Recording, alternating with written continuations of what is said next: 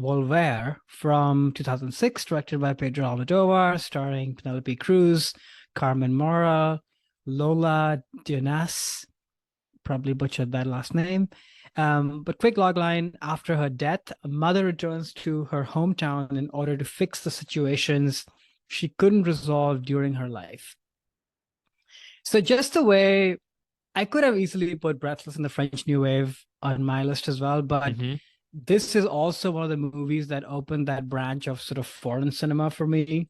And I probably seeked it out because of Penelope Cruz, and this was her Oscar nomination, very rare for a non-English language actor to be nominated. Hmm.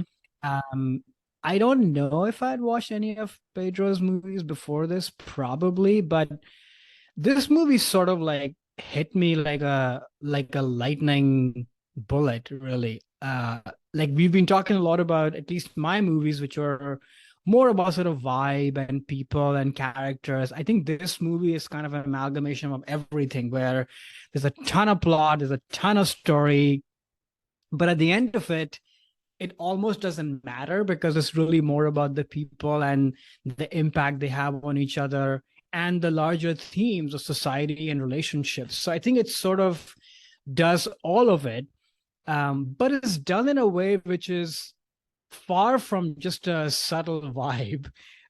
Pedro is as over the top as anybody can possibly be, with loud colors and over the top actors who are not hamming or overacting, and that's the genius. Like they're all very grounded and rooted, and you understand their emotionality Hmm. in every frame, but yet they're a little bit larger than life and over the top in some way. The situations are certainly over the top of what is happening, especially in this movie, really all of his movies. And there's not much exposition and explanation of why this thing happened and such. You just roll with it. You're on this ride, and you laugh and you cry and you are swept away in it. But at the end of it, I think you're left with just the emotionality of humanity again, which clearly is a big theme for me, and as at least the way I view cinema and the power of cinema. And I think Pedro is kind of a genius in how he's able to capture that and yet make a movie that's super entertaining, is a total riot. So that's why this is on my list. Probably also because Penelope Cruz, I think I'd probably watched something else of hers before this, but this is when I really realized that, oh, this is not just, an attractive actress, who can be very good, but who can sort of bring in such level of depth and emotionality and yet be sexy and sensual and vulnerable and all the things. Like she's, I think, probably one of the most intuitive and instinctive actresses of our time. I think Hmm. Hmm. you can see like what is happening behind those eyes, and every single reaction just feels so present and in the moment, not fabricated at all, but yet cinema worthy and screen worthy. You can't take your eyes off her.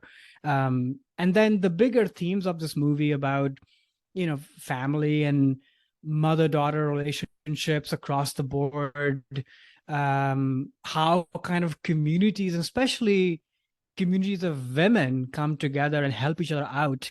I just love all of that. Like how in a very subtle, not on the nose Right. way, Hmm. when she's trying to put her life back together, get the restaurant together, she's literally walking around and asking, "Can you bring the cookies? Can you bring the sausage? Can you Right. bring that? Can you just come and help me with this body, by the way, as well, and Right. not ask me any questions?" Yeah. All of this is happening, which a lot of it doesn't make sense, is completely unrealistic. But what you do get is the power of just community and people helping each other out. And I think that's amazing. We certainly need more of that in the world at all times. So yeah, that is my number one, Volver. Yeah, this is a film I had not seen before. I had Hmm. actually I'm pretty sure the only Pedro film I had seen was back again in that late 90s. I want to watch all the Academy Award sort of big pictures at the time. So the All About My Mother, though I don't really remember much about it. Uh-huh. Clearly, it was one of those things much like the Mike Lee film that I watched too at the time, like The Secret Life. I was like, okay, yeah, checking off the list, but this didn't like get me excited about the filmmaker. But this was the exact opposite. Like I was floored by this movie. It's so yeah, like the tone of it is so weird, or it's whimsical. It's like dealing with some of the hardest, Yeah. like there's like murder, there's incest, there's like a Chinatown sort of twist in this thing. And these are super, super Mm-hmm. dark, awful subjects, but the movie is like whimsical and like magical about it. It's but not like in a way where it's, you know, Creepy lessening or or right, unsettling it's or not exactly, it just I don't something about this movie, I it just really I mean I thought about it for days afterwards. Yeah, the color, that red color and everything was just fantastic, but you know, mm-hmm. much like you said, I think Penelope Cruz, I mean, this has got to be one of who, as an actress, I've seen her in a bunch of stuff for. Like, I, you know, think she's fine. But now it's like, this has got to be one of the best performances I've seen in a movie in like the last 20, 30 years. Like, what she does, this whole movie kind of hinges on her and how she handles these, again, like oddly tonal odd tone of the film of how it's doing it, just amazing. Like though it was funny, like halfway through I'm like, this whole performance she's kind of like glassy eyed, she's like on the verge of tears at every scene, but again that sort of Right. reflects kind of what is kind of going on, and the with her character and just this world and the situation. But yeah, like I was similar, I guess, to what you were just saying about Unforgiven, about like this is gonna potentially spark like a new Hmm. thing you want to explore. Like I'm like, okay, like I gotta put, I mean, I know Pedro has a lot of films that goes back, you know, well into the 80s. Well, But I want to start exploring more of his stuff and like return to, you know, All by My Mother and really be like, okay, well, this is a guy that like is now resonating with me. In the 90s, it didn't hit it with me. mm-hmm. But now it's like, okay, I think I'm ready for this because I just, yeah, I thought this movie was great. Like a lot of beautiful moments, a lot of funny moments, a lot of very serious moments. And but you're I also agree with what you said about the female characters in this movie. They're so good. Like the men are all like useless idiots. Jerks. Just total like total useless, unhelpful, nothing. It's just a really really strong set of female characters that Pedro wrote here. It's just it's so, and the hook with the mom about a ghost thing. Like I was all with that. I was like, Yeah. oh, this is that kind of movie is okay. Like I'm bought in on this. I believed I believed it the whole time until, you know, the plot kind of goes along there. But yeah, it was I loved it. I'm so glad you had this on the list. You know, at some point maybe I'd you know, check out his stuff or come across something. You never know when a filmmaker is going to kind of hit you at the right time, and this definitely for me it was like the right time for sure. I really enjoyed this. I'm so glad to hear that. Well, I'll give you my cheat sheet on Pedro because Okay. I haven't watched all of his stuff, but I watched a lot because after this movie, I think for me, this was a big pandemic year, 2020 Uh-huh. exploration. I'd Ah, watched this okay. movie years before, but then 2020, I checked out a lot of his other stuff that I hadn't Oh, okay. seen before, which was amazing. And I love the use of the word magical and whimsical because Yeah. that's what it is. And I think it's done in the filmmaking, but I think there's always a plot device. So in this case, Yes. it Yes. is the ghost Uh-huh. that literally brings that feeling of whimsy, and it's kind of becomes like a hijinks thing that, oh, Yeah. will other people find her out? Like, you know, she's washing someone's hair and then Yep. disappears.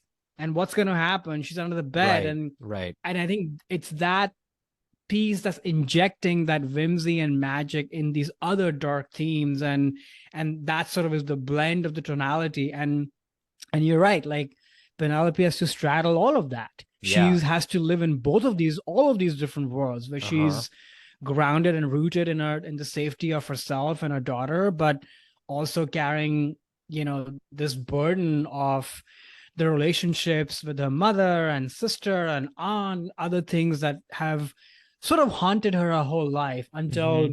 the twist happens and then you Mm-hmm. learn more. Mm-hmm. And she's, you know, been haunted by that too, which is so much trauma that she's had in her whole life, and that's why she's on the verge of tears, Yeah. you Yeah. know, all through the movie. Yeah. But yet she's also the straight man Right. because she's Right. not the one playing the hijinks thing Yep. like the mother is. Mm-hmm. So yeah, only Pedro can do this. It's just so incredible, and in a foreign language, you know, Right. Right. which I don't Foreign to understand us. any Spanish. Yeah. Foreign Yeah, to to us. us Yeah. exactly. And and yet you're totally with it. I always remember Angelica Houston's intro speech for Penelope when she won her Oscar for uh, Vicky Cristina Barcelona. Hmm. And Angelica Houston in the intro says that for the most part of this movie, I'm paraphrasing, Yeah. what you're saying literally, we don't really understand, but emotionally, we understand every single thing that you're saying in this movie. Mm-hmm. And that is true about her in this film as well. There've been so many times that I haven't even, read the subtitles. You don't have to Right. actually, No, yeah, because with her performance. you're totally with it because the performance is just so through and through. So Yeah, I'm no, very happy you like enjoy this yeah, movie. definitely. And even to go back to a theme I was discussing with my number one, Unforgiven, in terms of like films kind of talking to one another. After I saw this, I was like, this is so good. I Mm, want to read a bunch about it. I was reading this interview or maybe listening to it or seeing it on YouTube with Pedro, and he was like, yeah, the character Penelope Cruz was like an homage to this archetype from Italian near-realist cinema of this like, mm, buxom woman who takes no prisoners, and he wanted War to make a Bride kind of. yeah, do like a tribute to that. And I was like, oh, well, maybe I got to go back and watch those films too now to like better understand. Because it Yeah, was kind of interesting in this film. The camera, I will say, was sexualizing Penelope Cruz a lot. In a way, in some scenes, yeah, I'm like, was Pedro? And now, I mean, I know he kind of was. There's some pornographic films in his not actual pornography, but more salacious films, and you can tell he has that eye. It's almost like he's looking at Penelope Cruz's body in some shots, like Quentin Tarantino shoots feet. You know what I mean? I'm like, I can tell you got right. a thing here. So then I was like, what's going on here? But then when I read all that stuff about Pedro saying this is what this character was in these Italian films, I'm like, oh, okay. It's like it's opening up another branch now of like checking out this Right. archetype. So yeah, this film is very was exciting to me to watch it in a similar way of like not as the extreme as like Breathless, but I would there's a lot of energy in this film and a lot to do with A lot Penelope's of performance in energy. here. But yeah, I love the film, so thanks for putting it on the list. Of course. And on the sexualization part, I mean, I'm no expert in this and I don't even know. I mean, yeah, there's smarter people and other people who can talk about this, more deeply. But to me, at least in this movie, part of it is that he's playing with the audience and Mhm. the tonal shifts that you were talking about. It's almost like it plays in the magical whimsy, of it all, the way she's presented, the way she's dressed, and the way she's shot. But then the other part also, I think her sexuality is also her power Yes. in this movie. Mm-hmm. Like everything that she accomplishes, you have to be able to buy it that this woman can, you know, take care of her husband's body, Yes. take over this restaurant, make it run successfully, be the person that everybody is willing to lend a helping hand. How is all of that happening? Like, I don't think it'll be believable at all if this person didn't have some innate energy and power to her. And I think the sexual depiction to me is coming from that place. Like, Yes. of course you will help this person. Right. Why wouldn't you? And I feel like if she came to me and said, "Oh, I got this," I would totally trust that. I was like, Right. "Yeah, you got this, right? Yeah. I Yeah. I totally believe you." Mm-hmm. So I think that's what he's trying to do. Yeah, no, you're totally right. Like that's one of her powers in this film, and what makes it believable, the stuff that she goes through. Because like, oh, it's Penelope Cruz. Right. Like, of course you give her a pass. It's Penelope Cruz. So, She can do um, anything. right, Yeah. yeah. Hey there, it's Alex. If you like the review and discussion Karan and I just had, make sure you subscribe to our channel, Movies That Shaped Us, to get full episodes. Every other Wednesday, Karan and I cover a topic around important people, places, events, and moments in our lives, and then explore it through 3 of our favorite movies. Subscribe right now, or follow our podcast on Spotify or Apple Podcasts via the link in the description below. Hope you join us for the journey.